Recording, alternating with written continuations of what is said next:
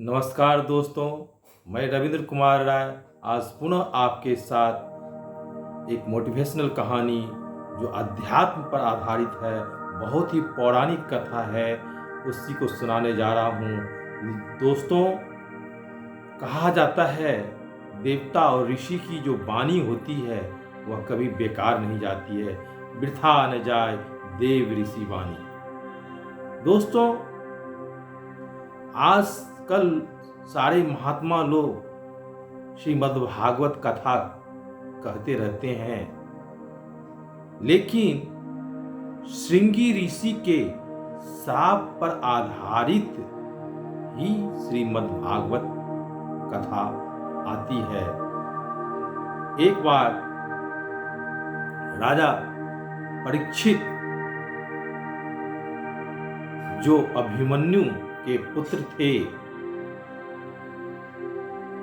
जब महाभारत का युद्ध खत्म हो गया और सारे पांडव लोग पर्वतारोहण के लिए जाने लगे, तो अपनी राजपाट राजा परीक्षित को अपने सौंप कर चले गए। राजा परीक्षित बहुत ही कौशलपूर्ण, बहुत ही प्रजा को हित को देखने वाला शासक हुए और अब उनके राज्य में सभी लोग सुखी से रह रहे थे। वह समय जो था दोस्तों, उस समय द्वापर युग का अंत हो रहा था और कलयुग प्रवेश कर रहा था। कलयुग अपने सब परिवार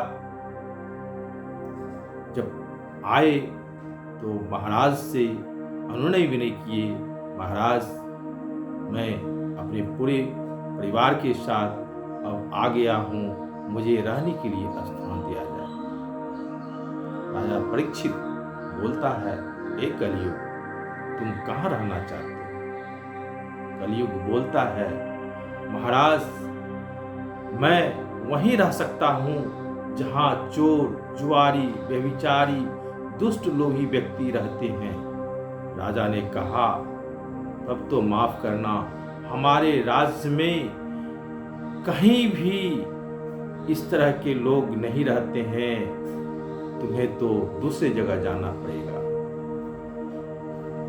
अंत में कलयुग बोलता है, महाराज मैं जब आ गया हूं तो अब मैं जाने का तो सवाल नहीं है, कहीं न कहीं तो आपका स्थान देना पड़ेगा। मैं कहाँ स्थान दूं? महाराज एक काम कीजिए, अगर कोई जगह नहीं है, आपके राज्य में बहुत सी स्वर्ण मुद्राएं हैं, मुझे सोने में ही रहने का स्थान दे दिया जाए।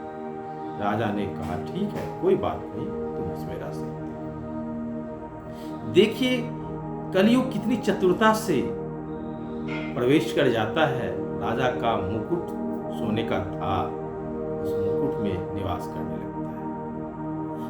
अब राजा का बुद्धि को भ्रमित करना शुरू कर दिया कलयुग। एक बार की बात है, राजा शिकार करने के लिए जंगल में जाता है और जंगल में उन्हें बहुत भूख प्यास लगती है, जोरों की प्यास लगती है, पानी कहीं नहीं दिखता है, तो एक ऋषि के आश्रम में जाता है, सोचता है वहां पर पानी मिल जाए।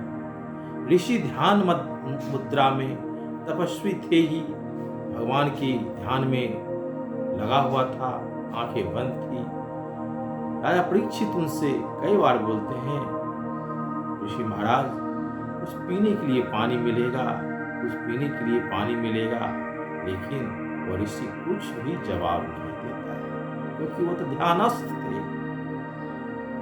अंत में गुस्सा में राजा परीक्षित, कलयुग तो सवार हो चुकी थी, एक बगल में मरा हुआ सांप देखता है, वह गुस्सा में उस सांप को लेकर के और उस ऋषि के गर्दन में लपेट करके चला जाता है।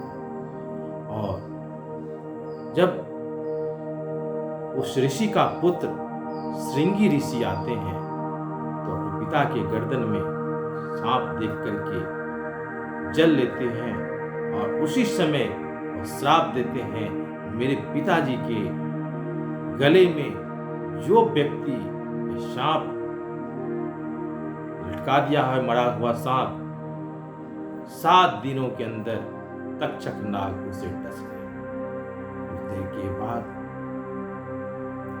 ऋषि का ध्यान टूटता है और वह जब ये बात सुनता है तो फिर वह अपनी ज्ञान मुद्रा में, अपने ध्यान मुद्रा में देखता है जो मुझे गर्दन में, मेरे गले में वो सांप कौन डाला।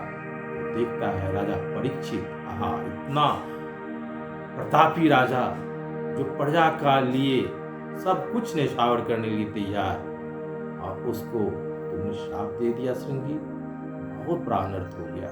एक काम करो,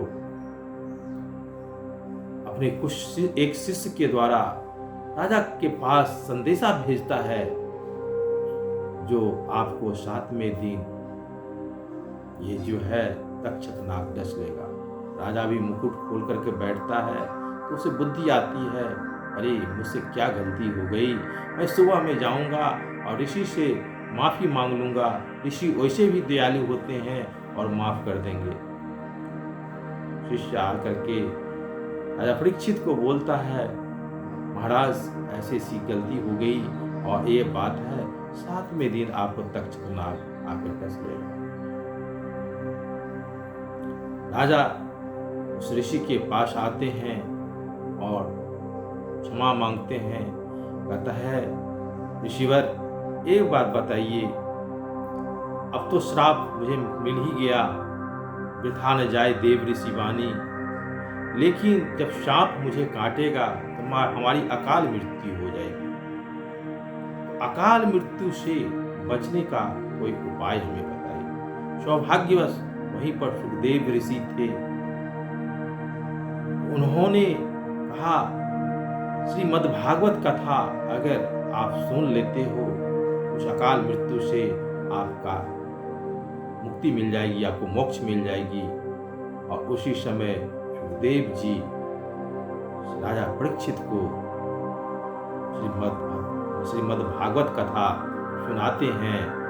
7वें दिन जब आता है, राजा पूरी व्यवस्था करता है लाश लश्कर के साथ कि किधर से सांप आएगा और मुझे डसेगा। सारे गेट पर पहरेदार थे, सब कुछ थे, लेकिन तक्षक नाग एक फूल में जो राजा गले में पहनाया गया उस फूल के माध्यम से आकर के राजा परीक्षित को डस लेता है और राजा की मृत्यु हो जाती है। दोस्तों, वास्तव में कहा गया है कर्म फल कभी भी चुकता नहीं है, जो कर्म करेंगे उसे तो भोगना ही पड़ेगा। दोस्तों, कैसा बुद्धिमान है मानव, ईश्वर को धोखा देता है, सज्जनता का बेस बनाकर दुष्ट आचरण कर लेता है, किंतु कर्म फल की गहराई मूर्ख समझ नहीं पाता है, अपने हाथों खाई खोद कर खुद उसमें गिर जाता है। दोस्तों, कर्म फल तो अकाट्य है, उसे भोगना पड़ेगा और राजा परीक्षित के साथ यही हुआ। दोस्तों, यह मानव जीवन बड़ा अमूल्य है। एक छोटी सी कथा एक आती है, एक ऋषि जंगल में अपनी कुटिया में तप किया करते थे और उनके पास लोगों को पता था ऋषि के पास एक पारसमणि पत्थर है, उस पारसमणि पत्थर से सोने बना करके लोग अमीर हो सकते थे, लेकिन वह दीन दुखी और गरीब की तरह वह तपस्वी रहा करते थे, वह ऋषि रहा करते थे। उनके शिष्य इसी लोभ में उनके बहुत से शिष्य बन गए, जो पारसमणि पत्थर उनके पास है उससे सोना बनाया जा सकता है। लेकिन कभी सभी ऋषि को शिष्य को ये दिमाग में था कि इतना अच्छा चीज रहते हुए ये ऋषि, ये तपस्वी इतना गरीब दीनहीन क्यों। एक दिन एक शिष्य उनसे पूछ ही लेता है, गुरुवर आपके पास सुनने में आता है पार्शमनी पत्थर है, लेकिन हम लोग देखे नहीं हैं, एक बार जानना चाहते हैं। ऋषि ने बोला, हाँ है, पार्शमनी पत्थर मेरे पास है, वो देखो सोने का लोहे का संदूक है, उसमें रखा हुआ है, और तुम ले आओ। इससे सोच में पड़ जाता है, लोहे का संदूक और उसमें पार्शमनी पत्थर। अरे भाई, तो लोहा, ये संदूक पत्थर का, ये संदूक जो है लोहे का था, और ये सोना क्यों नहीं बना? तो वह खोल कर जब देखता है तो पार्शमनी पत्थर एक कपड़े में लपेटा हुआ रखा हुआ था। और ऋषि बोलता है, बेटा, मानव जीवन भी ऐसा ही है। ये तो पत्थर पार्शमनी था, लोहे से इसका संपर्क नहीं हुआ। अगर हो जाता तो ये लोहे का संदूक भी सोने का हो जाता, लेकिन ये कपड़े से लपेटा हुआ है। इसलिए हम लोगों के जीवन में भी हम अपने मानव जीवन को लोभ, मोह, शौक, गुस्सा, तामस, बहुत तरह की दुष्विचारों से घेरे रहते हैं, और उससे हम अपने मानव जीवन को समझ नहीं पाते हैं मनुष्य में कितनी शक्ति है। इसलिए एक गीत मैं आपको दोस्तों बताना चाह रहा हूँ। जीवन के देवता को आओ तनिक सवारे, जीवन ही देवता है, जीवन ही देवता है, क्यों और को पुकारे, जीवन के देवता को आओ तनिक सवारे। मानव जीवन अमूल्य है, इसे जो मांगेंगे वही मिलेगा, लेकिन संवारने की जरूरत है। दोस्तों, अगले वीडियो में मैं पुनः उपस्थित होऊंगा। अच्छा लगा हो कमेंट बॉक्स में ज़रूर कमेंट कीजिएगा। धन्यवाद।